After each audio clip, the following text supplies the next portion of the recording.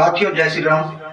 साथियों आज मैं आपके लिए लेकर आया हूँ जिस वक्त श्री राम जी को वनवास हो जाता है और भरत जी वापस अपने मामा के यहाँ से अयोध्या में आते हैं तो उनको पता लगता है कि बड़े भाई राम को किस तरह वनवास हुआ, मेरी माता ने किस तरह से वनवास दिलवाया।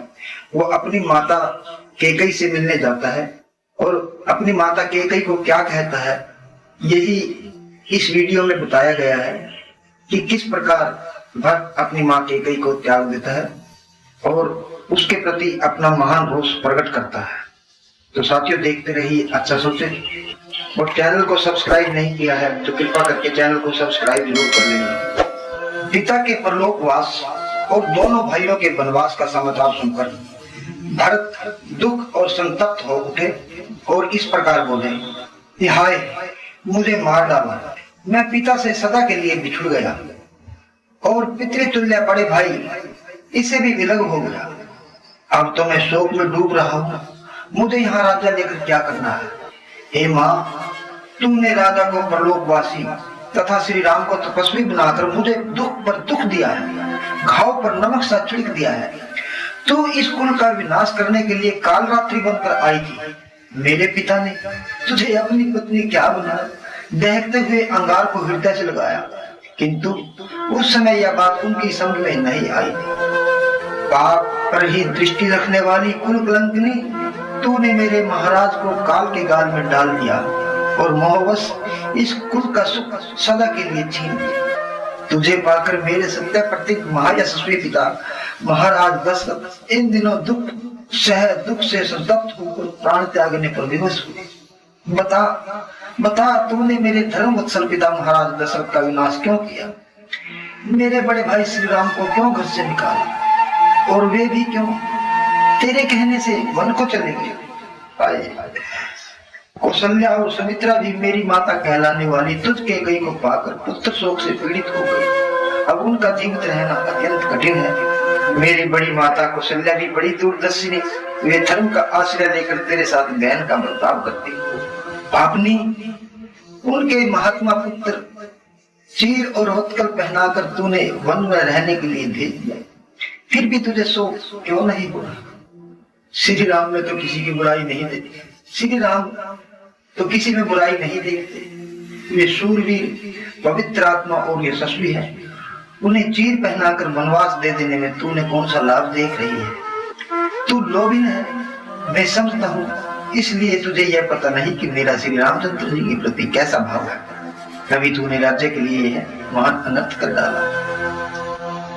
इस प्रकार माता की निंदा करके भरत उस समय महान रोष वेश से भर गए और फिर कठोर वाणी में कहने लगे कि दुष्टता पूर्ण बर्ताव करने वाली क्रूर हृदय के गई, तू राज्य से भ्रष्ट हो जा। धर्म ने तेरा परित्याग कर दिया है, अतः अब तू मरे हुए महाराज के लिए रोना मत, क्योंकि तू पत्नी धर्म से गिर चुकी है।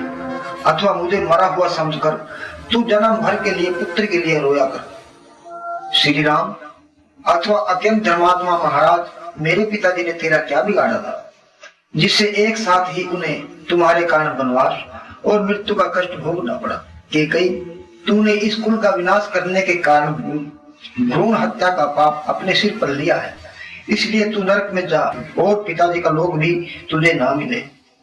तूने इस घोर कर्म के द्वारा समस्त लोक के प्रिय श्री राम को देश निकाला देकर जो ऐसा बड़ा पाप किया है, उसने मेरे लिए भी भय उपस्थित कर दिया है। तेरे कारण मेरे पिताजी की मृत्यु हुई, श्री राम को वन का आश्रय लेना पड़ा और मुझे भी तूने जीव जगत में अपयश का भागी बना दिया।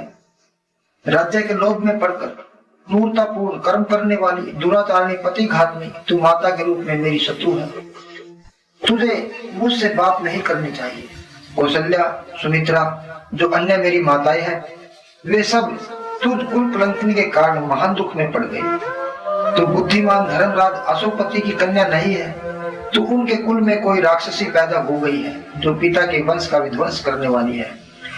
तूने सदा सत्य में तत्पर रहने वाले धर्मात्मा वीर श्री राम को जो वन में भेज दिया और तेरे कारण जो मेरे पिता स्वर्गवासी हो गए, इन सब कुकृत्य द्वारा तूने प्रधान रूप से जिस पाप का अर्जन किया है, वह पाप मुझ में आकर अपना फल दिखा रहा है।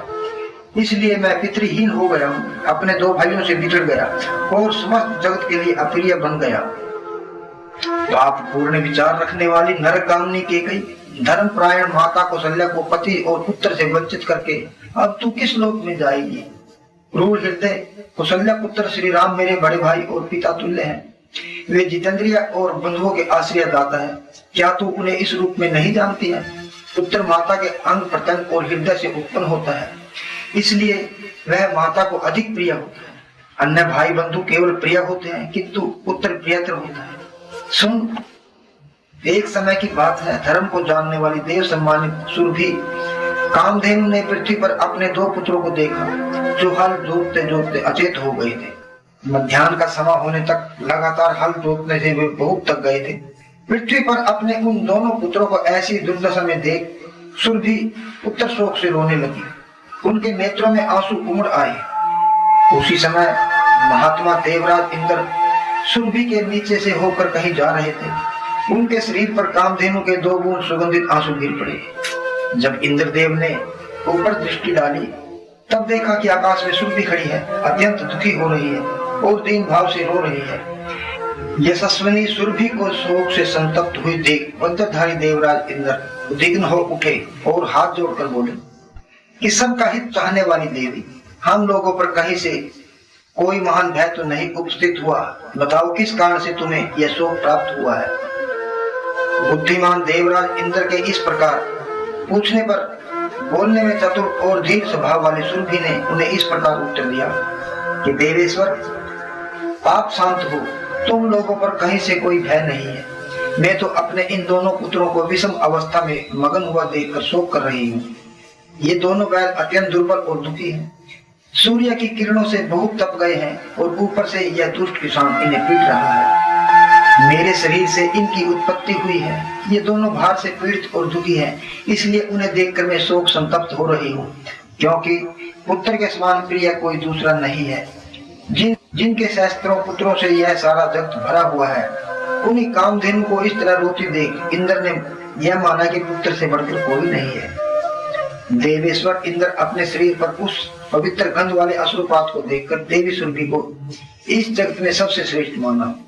इकलौते बेटे वाली इन सती साध्वी कौशल्या का तूने उनके पुत्र से भी ठुकरा दिया, इसलिए तू सदा ही इस लोक और परलोक में भी दुख ही पाएगी। मैं तो यह राज्य लौटाकर भाई की पूजा करूंगा और यह सारा अंत्येष्टि संस्कार आदि करके पिता का भी पूर्ण रूप से पूजन करूंगा तथा निसंदेह में वही कर्म करूंगा जो तेरे दिए हुए कलंक को मिटाने वाला और मेरे यश को बढ़ाने वाला हो। अब तू चलते आग में प्रवेश कर जा या स्वयं दंडकारण्य में चली जाए अथवा गले में रस्सी बांधकर प्राण दे दे, इसके सिवा तेरे लिए कोई दूसरी गति नहीं है।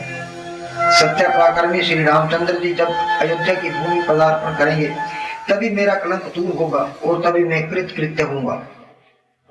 यह कहकर भक्त पीड़ित गए हाथी की भांति मूर्छित होकर भूमि पर गिर पड़े। तो साथियों, ये थी कथा भरत के द्वारा दुखी होकर अपनी माता कैकेयी को फटकारना और दुख संताप प्रकट करना। ये प्रसंग आपको कैसा लगा एक रूप में जरूर बताना। वीडियो अच्छी लगे तो लाइक कर देना, चैनल को सब्सक्राइब जरूर कर देना। मिलते हैं ऐसी ही एक और वीडियो में, तब तक के लिए जय श्री राम, जय माता दी।